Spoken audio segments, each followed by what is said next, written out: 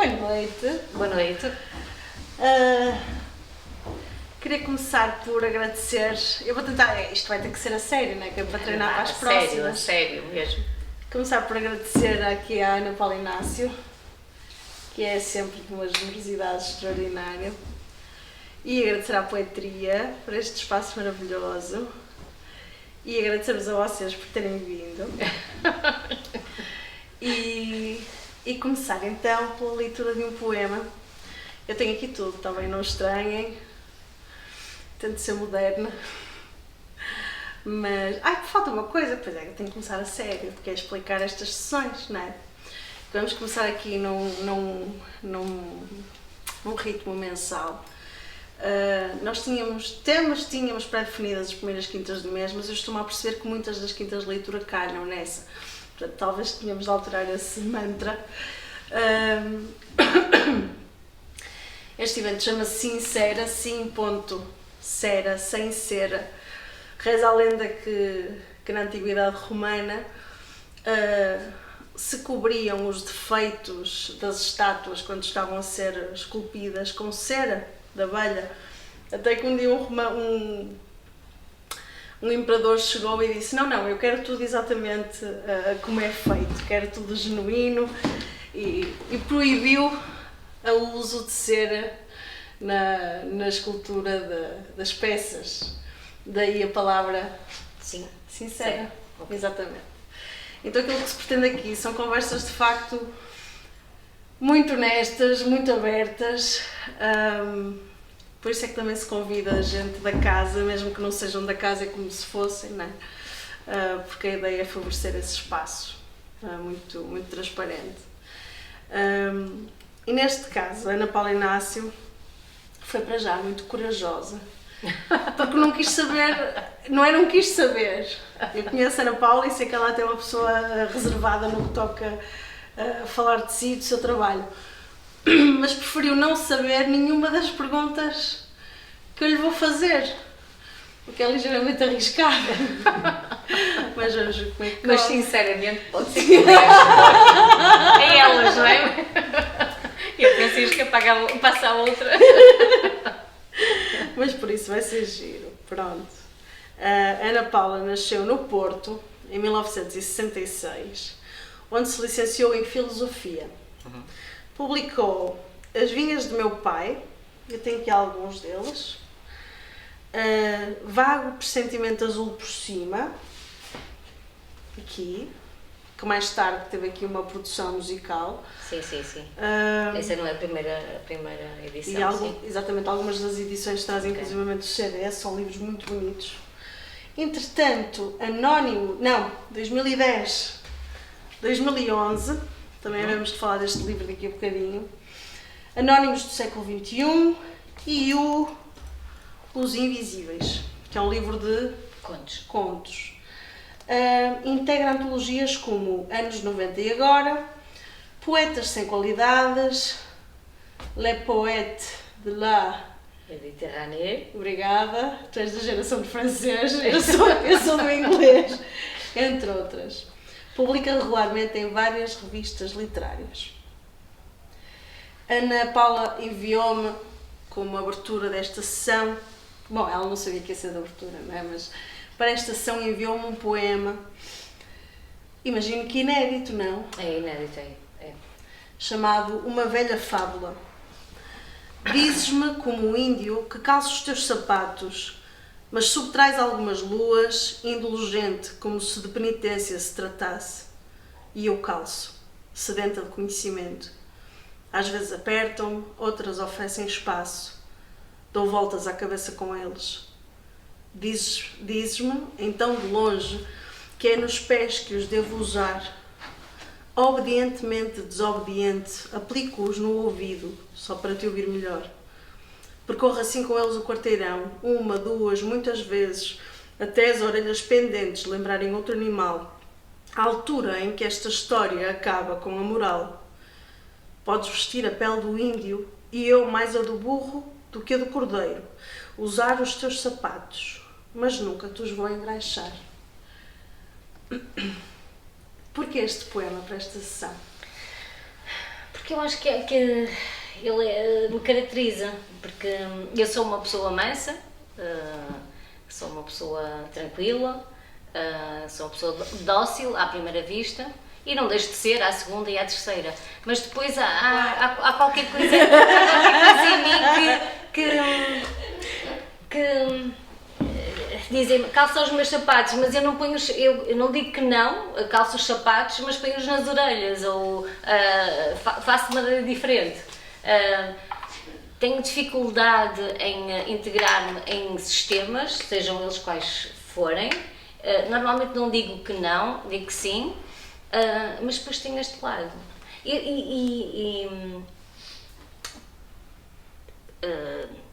Proporções à parte, não é? Proporções à parte, não me estou a comparar à Paula Rego, mas quando vi aquele filme, aquele documentário, aquele filme que o filho fez sobre ela, há uma parte em que ela conta quando é que foi desvirgindada pelo ajudem-me, Willing, foi o Willing, não é? Pronto. E ele, eu não sei se vou relatar bem, ele seguiu-a, portanto ele estava numa festa, seguiu-a até uma sala onde não estava ninguém e diz-lhe: tira as cuecas. Não é? Estou a dizer bem? E ela tira. Pronto, e consuma-se o ato sexual. Mas eu acho isso, ao mesmo tempo que ela é passiva, ao mesmo tempo noto nisso uma provocação. A aceitação dela não deixa de ser uma provocação. E eu penso que está um bocadinho nisso aí. E penso que sou eu um bocadinho também assim. Ela é de tal forma obediente que se torna perversa e torna-se provocadora. E eu penso que é isso também uma velha fábula. Isso é muito interessante. Isso é muito interessante. Aliás, eu vi esse filme com os meus filhos e eles disseram assim: ela é um bocadinho tu. Não foi nessa parte. Não foi nessa parte. Mas foi outras. Ela é um bocadinho tu. E eu acho que traduz um bocadinho ou mostra como é que eu sou. Eu sou tranquila, toda a gente diz, és dócil, sou, mas depois... mas espera um bocadinho. Sim, se calhar sou sonsa, assim... Então, se há coisa que tu não serás... É sonsa. É sonsa. Pronto, ainda bem. Sem dúvida. Mas eu acho que isso diz muito de mim. Eu estou lá, mas depois não estou e faço as minhas subversõezinhas e pronto, é isso. E sobre subversão, há aqui um tema que eu acho muito interessante, do qual nós até nem falamos muito. Eu digo nós, esta geração de gente que escreve agora, mas que tem que ver com poetas sem qualidades. Uhum.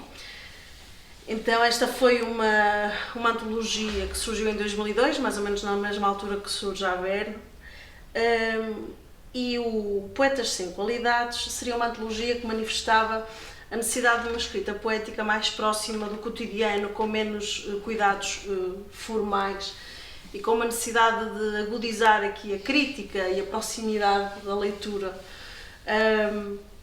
E tem aqui há um tempo sem qualidades, acho que está no prefácio, há um tempo sem qualidades como aquele em que vivemos, seria no mínimo legítimo exigir poetas sem qualidades. Queres falar-me desta altura, desta antologia? Tu foste a única poeta mulher. Mas sabem que eu não tinha muita consciência disso. Certo. Não como é que isto aconteceu? Disso. E tu não tendo consciência, como é que percebeste este acontecimento depois? Porque isto foi um marco, não é? Hoje em dia lê-se sobre esta antologia na história... Estuda-se. Era isso que eu ia dizer, em manuais eu não sobre... tinha a mínima percepção disso, não tinha a mínima consciência disso. Quando eu estou a dizer isto, estou a ser completamente sincera. Assim, a chamada... Juntou muito rapidamente. Ok. Juntou muito rapidamente. Eu Sim. Tanta gente a pedir esse... Sim.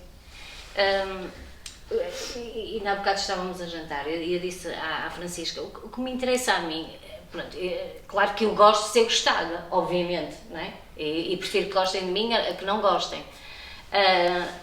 Mas o que me interessa na escrita é eu ser habitada por essa necessidade de escrever, essa coisa que venha sem entrar em espiritismos, mas qualquer coisa que me assedia, qualquer coisa que me habita e que me enche, que me dá algum consolo nessa altura, que depois me esvazia quando sai, e dentro de mim o poema é sempre magnífico, é sempre digno de um Nobel, mas depois sai, é só aquilo, mas pronto, fico contente. Mas é só isso que me interessa a sério, ou é principalmente isso que me interessa. Apesar de também não escrever também para a gaveta. Eu não escrevo para a gaveta, eu escrevo contra os outros, apesar dos outros, e para os outros, e às vezes com os outros. Mas isto tudo já me perdi. Que não tinhas qualquer consciência. Não tinha a mínima. E depois o meio literário nunca me atraiu minimamente. Não fazia questão de entrar nele. Era um meio estranho. Ainda é. Pronto, apesar de me ter casado com um poeta, pronto, mas se soubesse o que sei hoje, voltava a casar com ele. E depois fomos para os Açores, era uma coisa longínqua, nem do Porto, nem de Lisboa, e eu volto a dizer-vos, não fazia a mínima ideia de nada. Convidavam-me para isto, para aquilo, às vezes dizia que sim, outras vezes esquecia-me e nem chegava a entregar as coisas, mas não sabia se era a única mulher, se havia mais mulheres. Depois vinha, eu nem sequer reparava, e estou a dizer-vos isto e completamente sincera. O Carlos sim era mais, pronto, desculpem o termo, era mais carreirista do que eu, e ele fazia as coisas, eu ia fazer o jantar, ia tratar dos filhos, pronto, e era uma coisa que me passava ao lado um bocadinho. A Margarida Valgato, penso eu, terá dito à Teresa Coutinho, não pode ser só a Ana Paula Inácio. E ela terá dito isso, não no mau sentido, tem que haver mais mulheres a escrever. E eu não fazia a mínima ideia, eu estava ali na minha santa ingenuidade, ou na minha santa burrice, ou na minha santa ignorância, mas também porque não estava muito empenhada também em... Eu lia o que saía, e não é que não estivesse atenta, mas não via a coisa nessa perspectiva. Não és uma poeta carreirista, não é? Não sou uma poeta... isso não sou mesmo. O poeta carreirista está sempre a morrer nos poemas, de cancro do pulmão ou cirrose hepática, mas na verdade cuida da sua obra e do respectivo autor. Data e arquiva minuciosamente. Trava mesmo amizade com uma bibliotecária que o auxilia em braille, não vai acontecer-lhe como ao Camilo. Frequenta o ginásio, masca Trident Senses e milita nos partidos certos. O poeta carreirista já nasceu poeta, foi bem orientado desde pequeno e escrevendo-se na Associação Portuguesa de Autores, mesmo sem obra publicada, não fosse alguém roubar-lhe a ideia. Dorme com um olho aberto, outro fechado, nos poemas lê-se insónia. E namora rapariga letrada. Embora aos 35 sofra uma crise de orientação sexual e aos 40 tente uma escrita erótica mais abrangente a manquejar cena e farejar alguns espanhóis. O poeta carreirista não bebe cerveja, mas vinho tinto do Alentejo. Abre às vezes exceções e acompanha com termossos ou caracóis. O poeta carreirista vai a tudo, rádio, TV e revistas, coqueteria fina, e instala-se, de preferência... Na capital. Tu uma vez numa conversa disseste-me que o poeta é um atleta. É. Eu na altura ri-me, mas depois percebi que estavas a falar a sério. Sim. Então, para onde corres tu? Corro.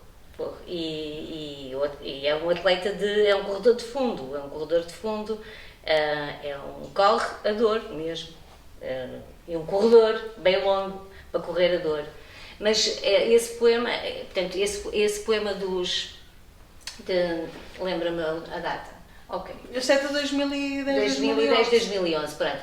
É uma obra de maus fígados, é uma obra contra outros, e apesar de outros, pronto. E como é que surge este livro? De muitos maus fígados. Explica-nos um bocadinho como aos Não, fígados. e depois foi isso, era para acabar com a minha carreira. Pronto, era assim um bocadinho um acto suicida.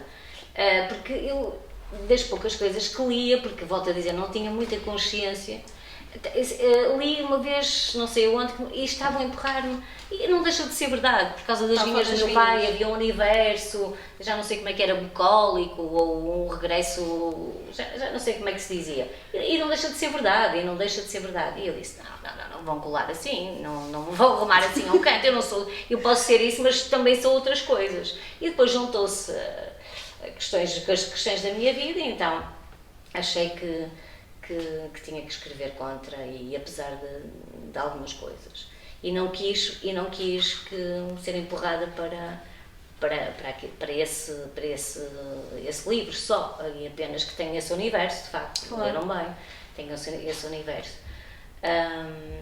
e escrevi isto para acabar de vez com a minha carreira literária. Não consegui.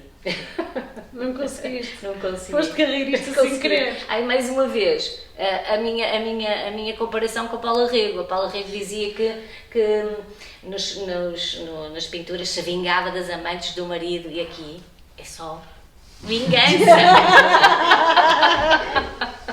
Deixa-me aqui mais um outro. Eu gosto muito dos teus 3 livros de poesia, mas devo admitir que este eu sei.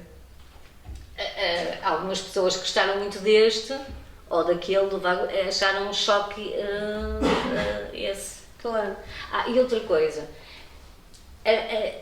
eu nunca escrevi assim um livro a partir de uma ideia. Tenho uma ideia e sigo e faço um livro a partir disso. A minha poesia, aliás, os títulos dos meus livros de poesia, para serem sinceros, deviam ser sempre como este, deviam ter só uma data. Uau. Porque são muito diários, são diários transformados, são diários muitas vezes inventados, mas é muito um diário. Ok, então em vez de... podemos partir daí também. Sim, como sim. é que é o teu processo de escrita? Como é que te surge o poema? Como é Sim. que mais tarde juntas a manta de retalhos no processo de edição? É prazeroso, é doloroso? Como é que... Fala um bocadinho sobre isso. Normalmente aparece-me, fica uma ideia qualquer, uma palavra, e depois aquilo vai, eu digo, assediando-me e tal, e eu tento não lhe dar a confiança, mas ele faz. E depois é mais o processo da galinha, depois choco aquilo, pronto, e depois saem os pintinhos, e os pintinhos são os poemas. E uma pergunta. Diz. Depois para fazer o livro, tu fazes uma cabidela Faço uma cabidela. ou deixa-los ao ar livre? Faço uma cabidela, mas é assim. Mata-se os É pintinhos. assim, ando para ali assim, agora qual é que é o primeiro? Tento arranjar ali qualquer coisa uma linha orientadora, uma linha que dê alguma sequência àquilo, depois. E depois é o que calha. Tiras tudo para cima da mesa e é o que cai primeiro. Não é bem assim, mas é quase. Acho que há uma historiazinha do Gonçalo M. Tavares que fala de o modo como se arruma uma biblioteca, e há vários métodos. E depois há o método alfabético, há o método eu não sei, já a minha memória falha muito, mas sempre falhou, não é de agora. Alfabético, por países, e isto e aquilo, e às tantas nada resulta, e pede à mulher que lhe arruma a biblioteca. E nunca mais encontraram o esquema daquilo. Eu acho que é um bocadinho aquilo que acontece com os meus poemas. Depois eu arranjo um processo tão interior, depois me esqueço dele, e depois fico assim isso. É muito assim, Mas é muito assim. Esqueces, então torna-se Na altura, quando eu mando, tenho lá uma ideiazita qualquer, mas depois esqueço-me. Mas porquê que pus aqui este primeiro, não pus o outro a seguir?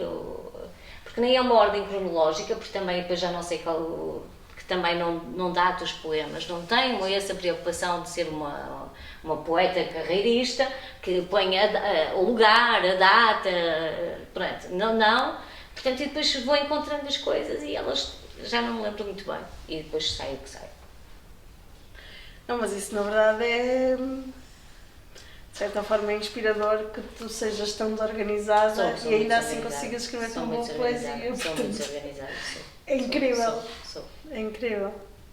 E depois muitas vezes onde é que escrevo? Nas reuniões, que estão a ser muito chatas e eu começo a escrever nos cadernos, ou enquanto os alunos estão a copiar nos testes e eu a escrever no... Isso não é para se dizer. Não está a ser gravado nem nada. Bem não. E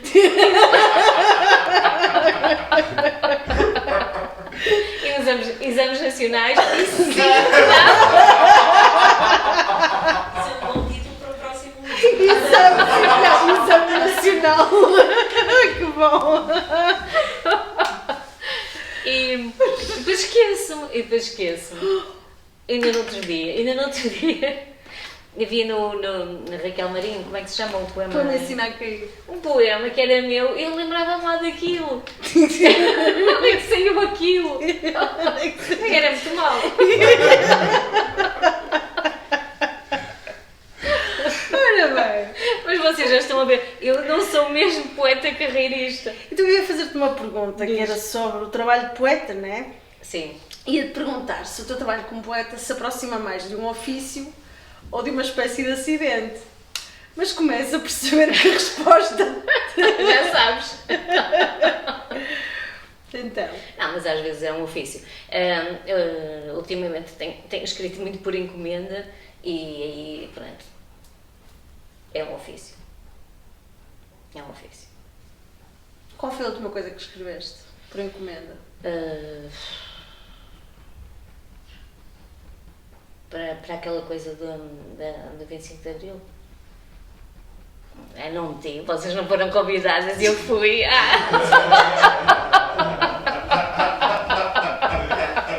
Ou se eu vim entrevistar outra para se enxovalhar. Não nos contactaram. Estás a falar de quê? Não, a sério, estás a falar de quê? De quem? Espera aí, tipo...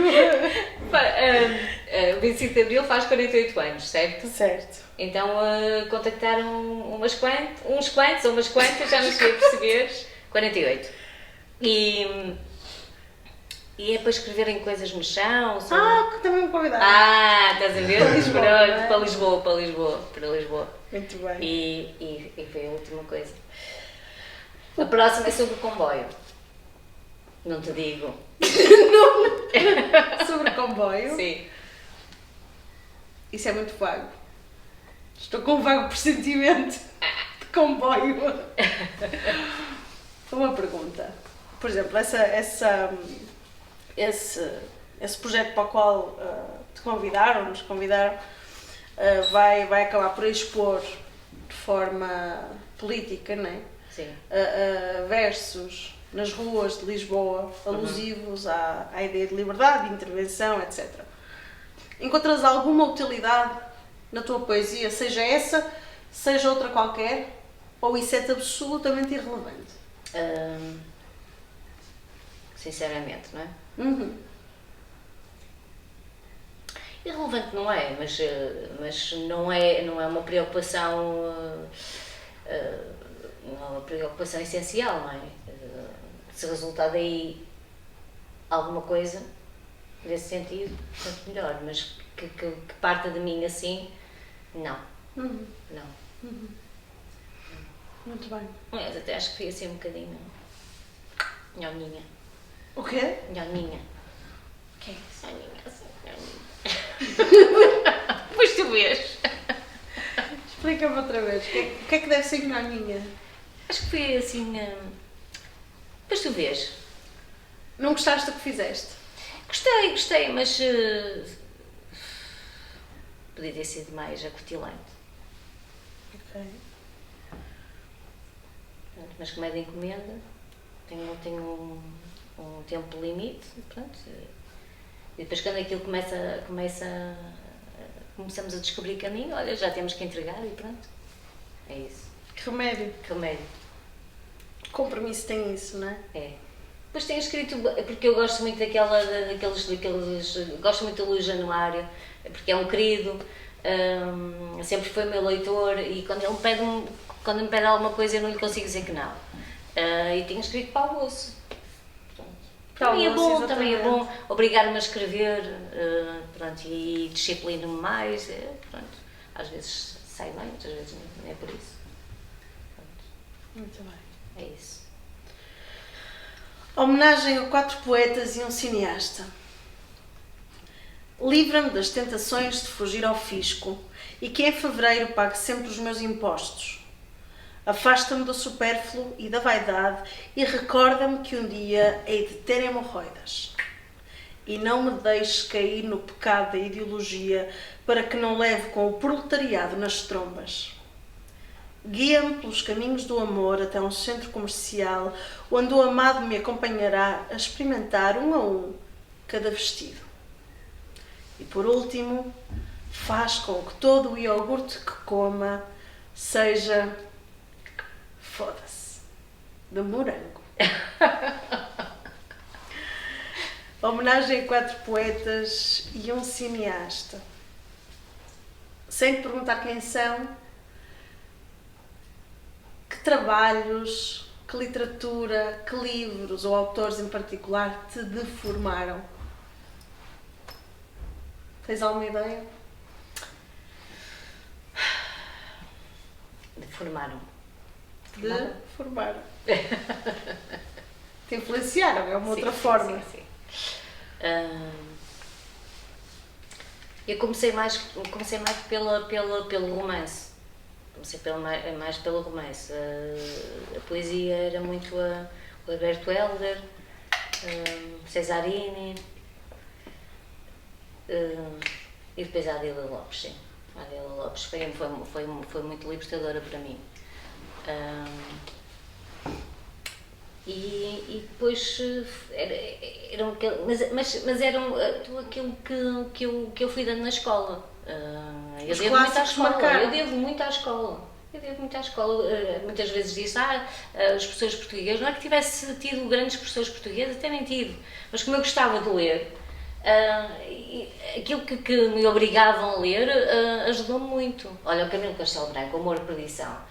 Eu adorei aquele livro, e não é só pela historinha do amor, isso tudo, era pelo ritmo da escrita, aquele ritmo com que ele escreveu o Amor e Perdição. Eu entrava naquilo e o ritmo seduzia-me, eu ia para ali fora e aquilo eu achava aquilo maravilhoso, era o ritmo da escrita. Assim como também na Agostina, é o ritmo da escrita, também é o universo dela, certo? E o modo como ela nos faz conhecer ou fazer desconhecer algumas coisas acerca das pessoas, mas é muito o ritmo, muita respiração. Talvez se calhar já estivesse aí a poesia, talvez. Mas a poesia se calhar estava mais, não quer dizer que em minha casa não houvesse livros, havia, mas se calhar a poesia era uma coisa mais distante. Mas então até tinhas essa aproximação com o romance, não é? Porquê então a poesia? Sim. Pois mistérios. Mas se calhar, não queria dizer isto, mas vou dizer, se calhar porque era mais fácil concluir um poema do que concluir um romance. Se calhar a minha vida depois orientou-se de uma determinada forma que me dava mais tempo para escrever poesia do que dedicar-me a escrever um romance ou contos. Os Invisíveis seriam uma ideia de avançar nos contos. Nas short stories e que também gosto. Tu fizeste algo que foi trabalhar no processo de escrever contos, sim, não é? Depois de 3 livros de poesia. Foi este e depois aquele. Este veio a seguir? Sim. Primeiro viram As Vinhas do Meu Pai e depois é que foi. E depois voltaste à poesia? E depois voltei à poesia. Foi alguma Mas coisa... tive muito tempo sem escrever. Mas foi alguma coisa aqui que não te deu tanto alento no processo de escrita? Não. Foi a vida pessoal. Foram os filhos, foi muito desgaste. Conclusão, se querem ser mães, escrevam poesia. É isso. Na verdade, há quem ache que escrever poesia é um exercício de síntese dificílimo. Sim, sim, sim, Não é? sim, Portanto, sim, sim, sim. E eu acho Sim. que estarás talvez a ser muito modesta. Não sei. Como és Não sempre. sei. Como és Não sempre. sei, não Como sei. és sempre. Não sei. Ahm, Também houve uma altura, vou revelar aqui, apesar disto estar a gravar, quando tinha, não sei dizer, tinha, vamos supor, 14, 15 anos, tive um sonho muito real em que veio sobre mim um anjo, está a ser gravado, só me envergonhar, veio sobre mim um anjo que me disse que eu ia escrever, que a minha vida era escrever. Depois houve uma altura em que eu me esqueci disso e muitas vezes recordo isso. Pronto. E vou seguindo o anjo, esperando que os anjos digam. Também fazem as guerras, não é? Mas esperando que os anjos digam a verdade. Isso é muito interessante. Então acho que apesar de seres muito terra a terra, continuas a ter alguma ligação. Mas de uma forma assim. Eu não gosto da palavra mística, mas uma ligação talvez a pender para o espiritual, com a poesia, com a escrita. Sim. É o que eu vos digo, quer dizer, há muito poema aí que me acontece, não é? Acontece-me. Muitas vezes surge-me inteiro, e se calhar até são os que eu gosto mais, não sei. Não sei se serão os melhores, mas aparece-me inteiro. É bonito isso. Outros são trabalhados, se calhar são os piores, não sei, não faço a mínima ideia. Não sei. Cada vez são mais trabalhados porque cada vez escrevo mais por encomenda. O que também gosto de escrever por encomenda. Sim. Muito bem. Não, estou a pensar nos poemas que traz na gaveta lá de casa, os que não são por encomenda. A pensar o que é que se pode fazer com eles. Alguns são Estou só assim a pensar. Alguns são muito alto. ácidos, não são impublicáveis. Certeza que não. Mas não tenho escrito muito. Olha a minha obrazinha. É uma dobrazinha. Mas a dobra É uma dobrou dobrazinha. muita coisa. É uma dobrazinha. Poema feminino. Uhum. Vim para a cidade servir o amor e não uma feijoada fria, mas menina e moça temerária, afastei-me das palavras sábias da avó, que não desaconselhavam nem a floresta, nem os lobos, mas a cidade e os homens. E na cesta acomodou a dissimulação que eu utilizaria como uma capa, mas enchi a cesta de morangos silvestres. Queria servir com as palavras claras do tempo dos reis e das princesas.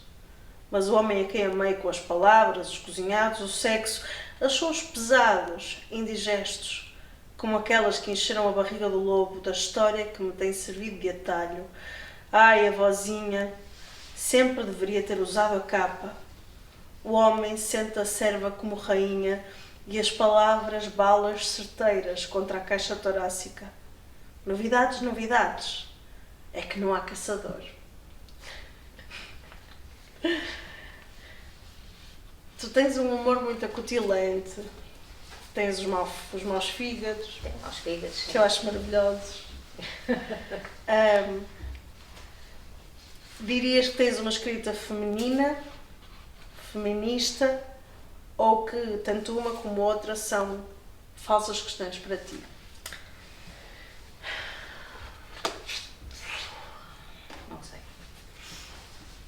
Não sei. O que é que nós diríamos que é uma poesia feminina? Eu não sei. Uma questão. Não sei. Eu sei que apesar de não ter esta noção de se havia mais gente a escrever, se não havia mais gente a escrever, se eu era a única, se não era a única, é como vos digo, era uma coisa tão distante para mim, tão distante.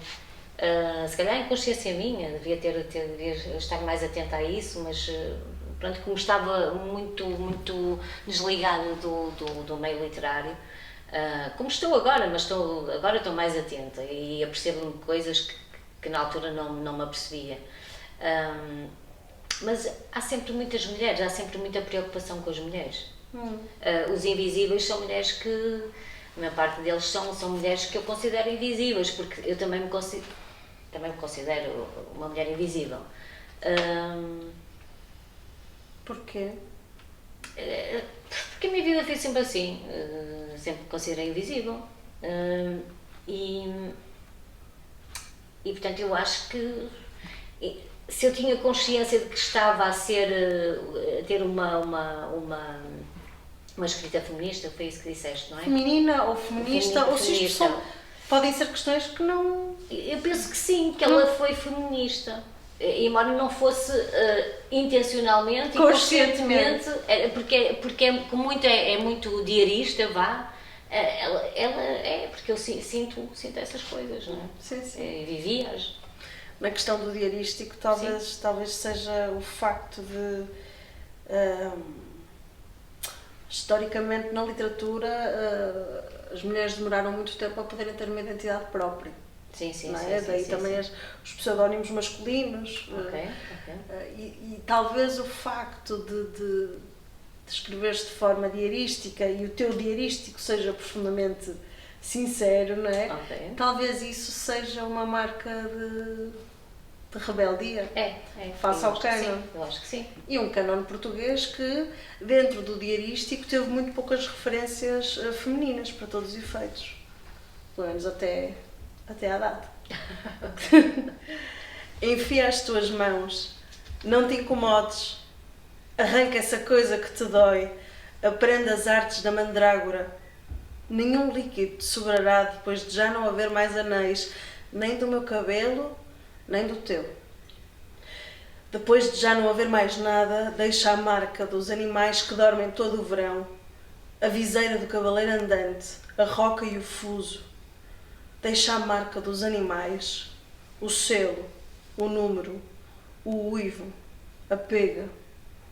Deixa o rio, a seda, a prata, um fruto seco, a embarcação. Isto fica mais bonito na tua voz e no teu dizer.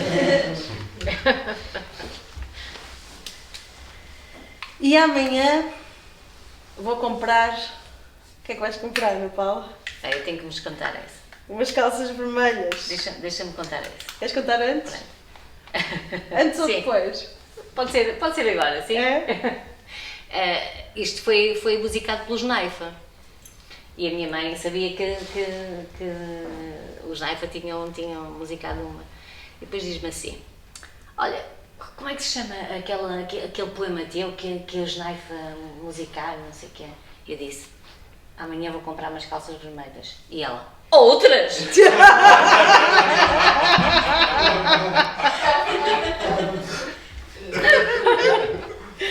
Amanhã vou comprar umas calças vermelhas porque não tenho rigorosamente nada a perder.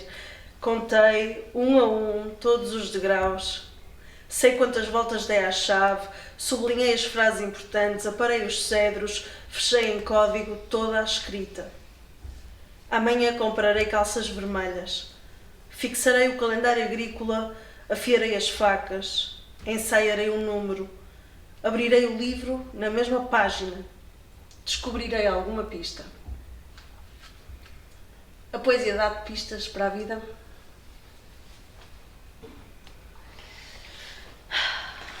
Pois é, com essa tramaste.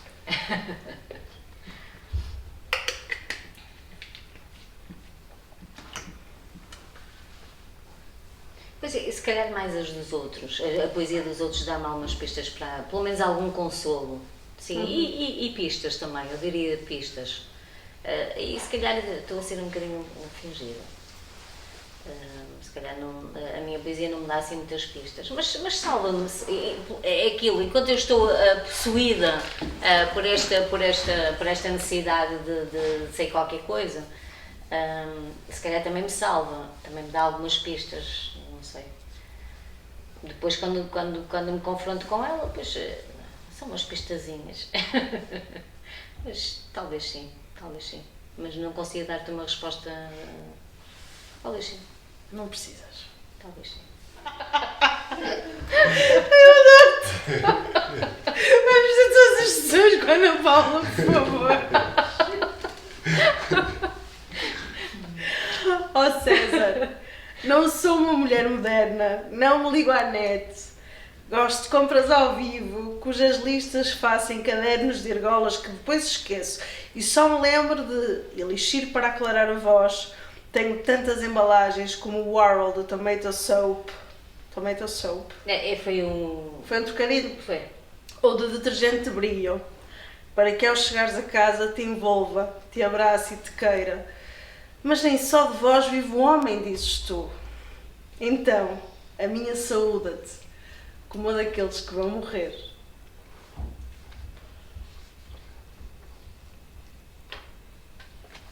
Leu 69. Leu 69. É o 69 poético. Eu chamo-lhe 69 poético. É o acrobacias. Olha lá, o 69. Eu nunca pensei ouvir Acrobacias. isto de ti. Leu 69. Qual é?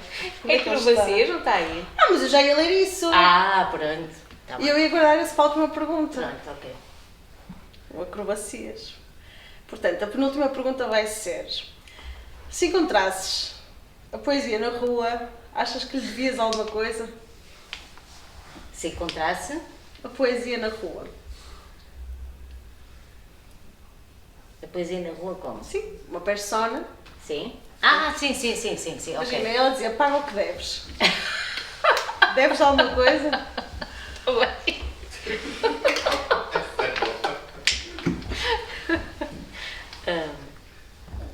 Digo, sim, dizia assim, pago-te com o corpo. Aceitas? Sentados em Trafalgar Square, no intervalo de amigos, com o tempo entre as mãos, treinávamos o inglês num inquérito de revista com Francis Bacon na capa, que perguntava qual dos membros, superiores ou inferiores, preferíamos perder. Esta ablação em língua estrangeira torna-se indolor, quase anestesiada. Respondeste: os braços. As pernas conservá-las-ia como a liberdade de poder andar. Respondi: as pernas. Não queria ver-me impedida de abraçar. Assim, juntando as nossas perdas, eu abraço-me a ti e peço-te: anda, mostra-me o mundo. E quando nos cansarmos, abraçar-me-ás então com as pernas e eu andarei com os braços. É lindíssimo este poema. Continuas a escolher os braços? Uhum. Resposta definitiva? Sim, acho que sim. Muito bem. Embora confio muito nas pernas. Sim. Estou a pensar o que é que diria, como é que pagaria a poesia. Ficaste a pensar nisso? Sim. Não sei. Mas talvez com o corpo. Volta. Há falta de melhor. Há falta de melhor. Haverá melhor Talvez que o isso. corpo? Não sei. Pois, haverá algo melhor que o corpo? Acho que não. Tu achas que ela fica bem servida? Sim. Ia dizer um disparate, mas sim. Palmas para a Paula Inácio. Palmas para você.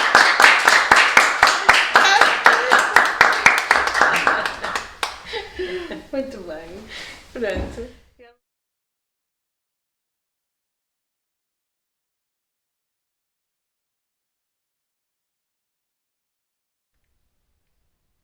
Já te perguntei porque a poesia.